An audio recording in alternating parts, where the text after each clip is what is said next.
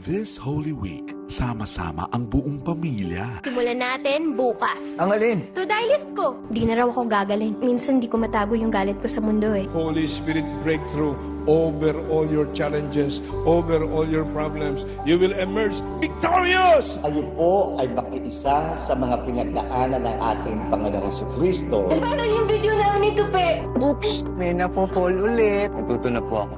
Samahan mo ako, Binibini. May nag-aabang na liwanag sa harapan mo at tatapat yun sa kanya tatayuan mo, sigurado ako. Para sa isang gaya mo, parang laging tanaw ang hangganan. Inspire kayo, sir? Magnilay-nilay. Sama-sama po tayong magdasal. Jesus is God. It is who He is. Prayer is always in the perfect time. Timeless ito, itong panalangin. Bakit hindi mo subukan? Sa iyo ang kapurihan.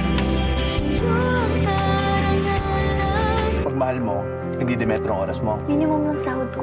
Sino nakadiscover sa katawan ng Papa? Makikitang subsup pa rin siya sa trabaho hanggang sa huli. Gumigising ako sa katawan ng iba't ibang tao araw-araw. Mabubuhay lang ng isang araw para sa tao na yun. May naramdaman ako hindi ko pa nararamdaman noon. Di pa rin ako makapaniwalang totoo to. Damhin ang kanyang presensya. Ano bang nangyari?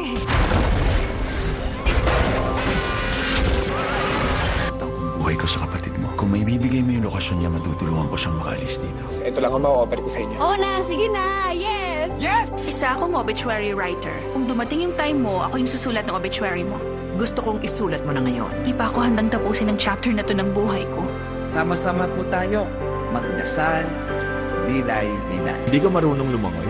Hindi nga. Lifeguard ako at pwede kitang turuan kung gusto mo lang. Anong mangyayari kung papayag akong magpaturo sa iyo? Mabubuhay ng muli ang pag-asa ngayong Holy Week sa A to Z.